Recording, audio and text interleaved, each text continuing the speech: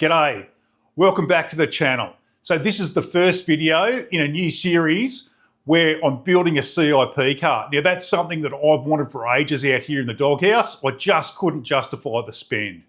Now, it's not going to be just a CIP cart. I need it to be able to be versatile enough to do a brew and a bag brew, as well as double as a washdown unit for my SS Brewtech fermenters. So, the budget and the concept for this build, I did consider picking up a second-hand Brewzilla. Look, it ticked all the boxes. It's portable, it heats, pumps water. Between the budget and the fact that those integrated pumps aren't strong enough to drive a spray ball, it didn't quite make the cut. Same story with the Grainfather, nice idea, but I couldn't find one locally for the right price. So I've set myself for about a $400 cap for this build, and that means second-hand free, salvaged or upcycled gear is going to be king. Let's jump over to the computer and I'll walk you through the design. I'm sorry, Harry. I can't let you do that. So here's what I need from the cart. It needs to be small enough to be wheeled around the brewery.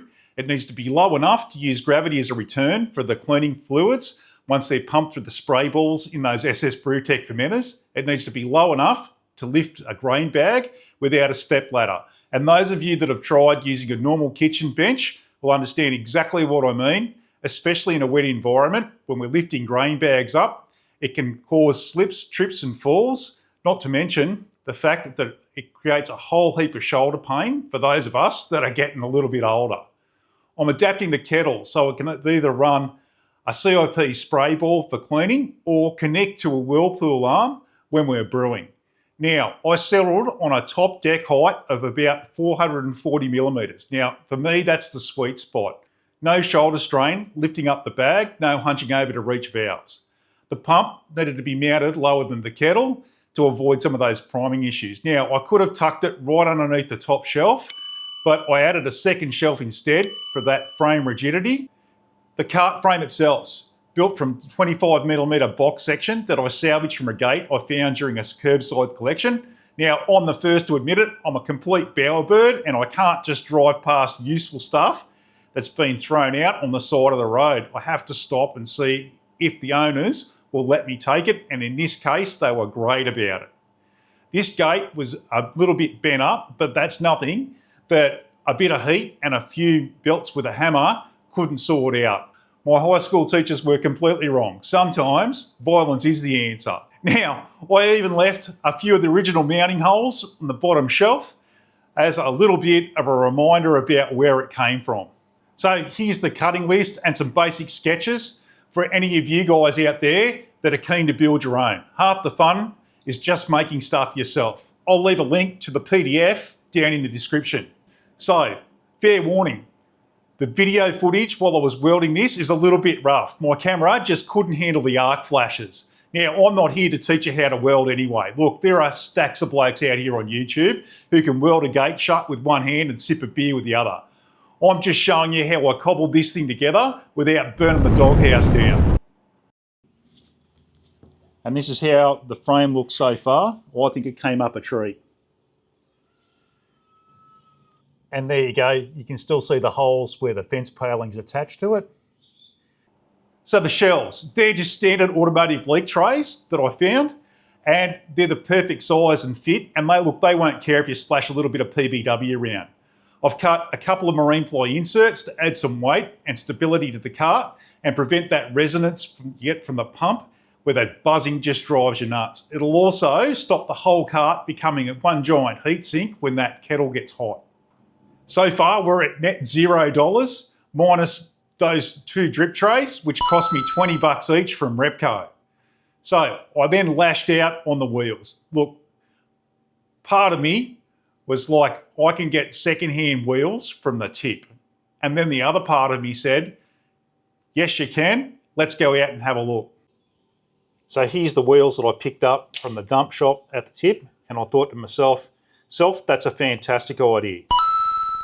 But then, as you do, over a beer, I started thinking to myself, what happens if one of those fails while you've got 50 litres of hot water on board? Yeah, no thanks. So I splashed out, went to Bunnings and spent 36 bucks each on these easy roll 100 ml, 120 kilo casters themselves.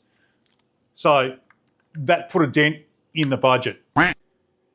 So let's get some casters put on this thing and get it ready to roll. See what I did there?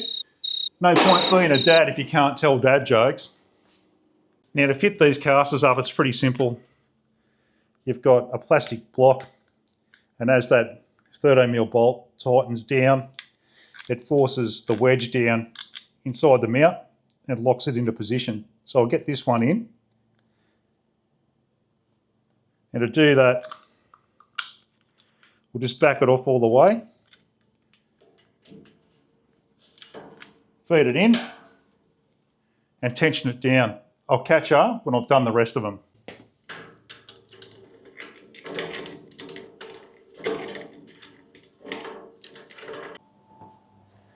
So we'll just put our pieces of ply in.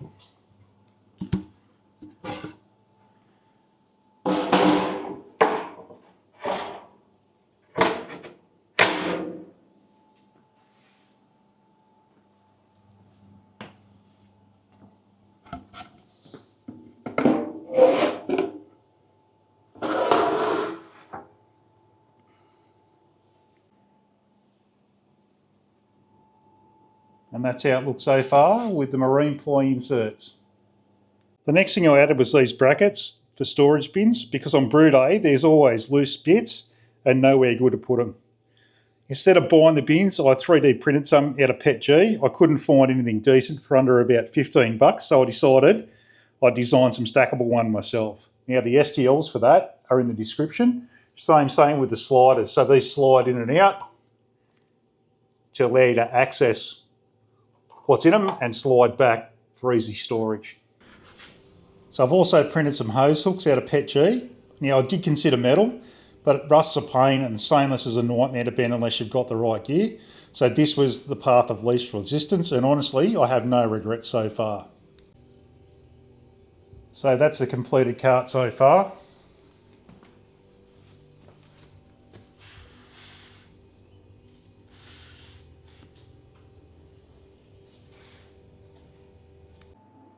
Now, as far as pumps go, I've been on a bit of a pump pilgrimage since I started brewing.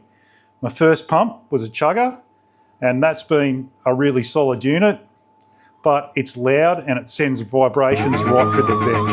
I then moved to a March pump. It was way quieter, but it's not as powerful as the Chugger itself. So I upgraded it with the Blickman Riptide head. Now that's a nice upgrade, but the improvement again is marginal, because it's not the pump head that's doing the work, it's the actual motor part that's driving it, and I didn't know that at the time. So when I built my 4-vessel system, I bit the bullet and went full Blickman Riptide. So that's the pump there. I'll see if I can get you in a little bit closer so you can have a look. So that's running my HLT and the circuit to keep the Hermes coil rock steady. So this system's also running a spike. It's complete overkill, but it's worth it. So that leads me over to these two that have basically been on the dole since they got laid off from their 4-vessel gig. And between them, I'm going to go with the Chugger. Yay! I know the Blickman fanboys are probably warming up in the comments to come at me, but here's my reasoning. Look, the Riptide head's great, but it's still sitting on a March motor, and that motor just doesn't have the same grunt as the Chugger. For driving a spray ball, plus I want all the power I can get. That said, I do need to fix the vibration issues. That marine ply base should help a bit, but I've also taken it one step further. So I've printed a pump mounting pad out of TPU. It's strong enough to support the pump, but flexible enough to absorb some of those vibrations. And hopefully that's the fix that I need to cut out some of those vibrations.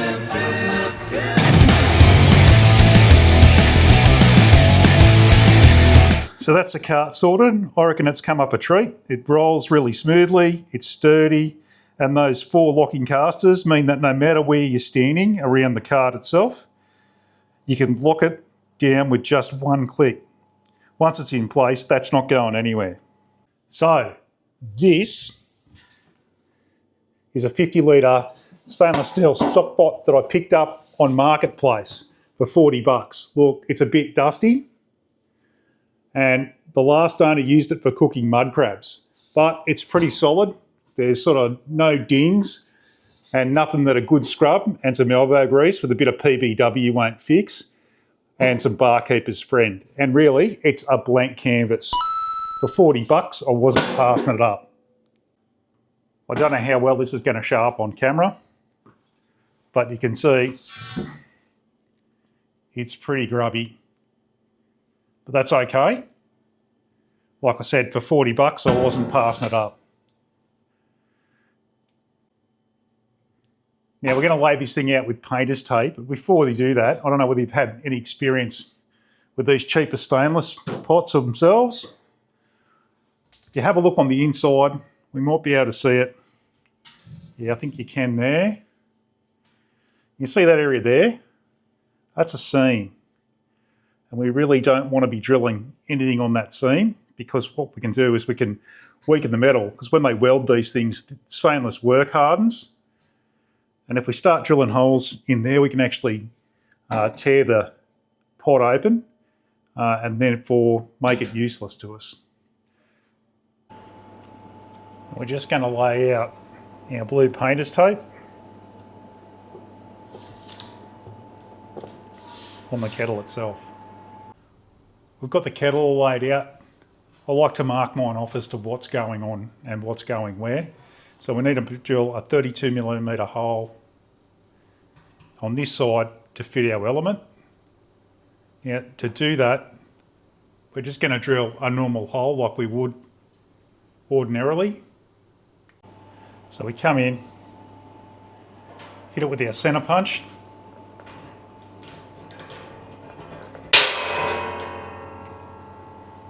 Just there. Give it some lube. Oh, All I'm using is WD-40. Come in over the top. Find your centre mark without it wandering all over the place, and drill it. Oh yeah.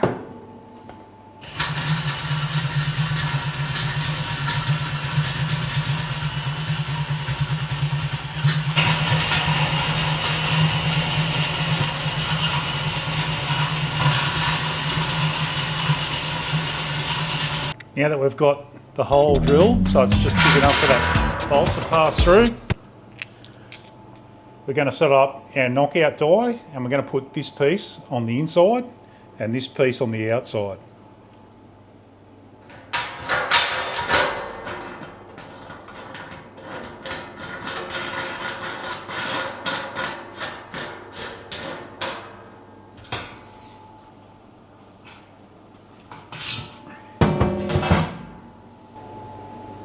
And that's probably a better angle there. All we're going to do is just crank down on that bolt until you hear a click or you feel a click. That's number two. Third one's a charm.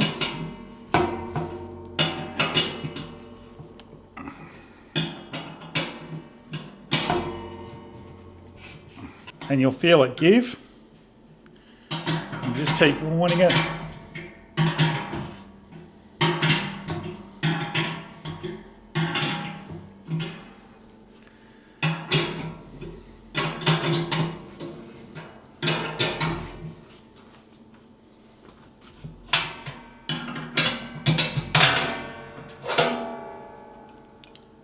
Voila, one perfect 32mm hole. Right where we wanted it.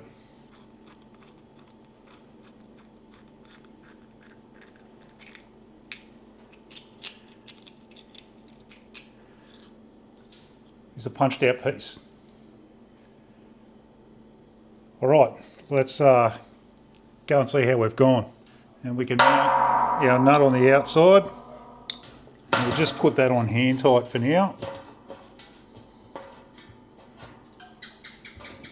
But you can see there, That's up off the bottom of the pot enough to give us that bit of distance, and it's away from that internal curvature that you can see.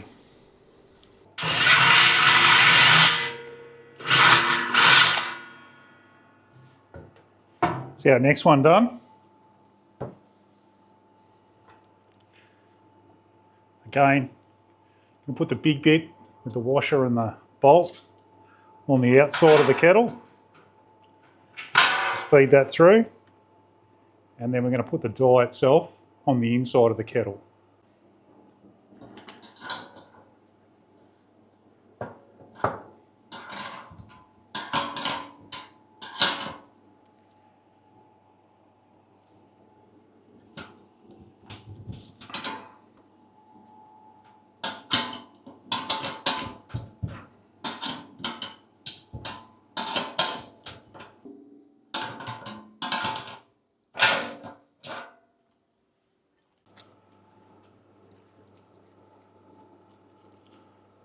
There you go. There's that knocked out piece of stainless. There we go, all done. Just peel this stuff off and give this thing a good clean up.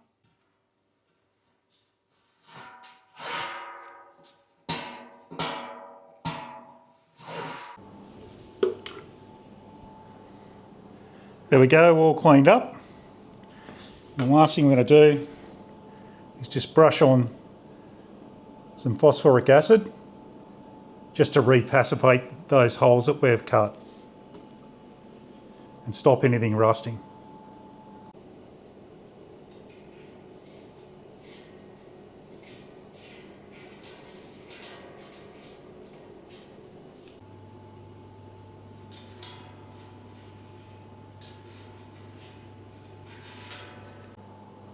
So that's where we've got up to this week.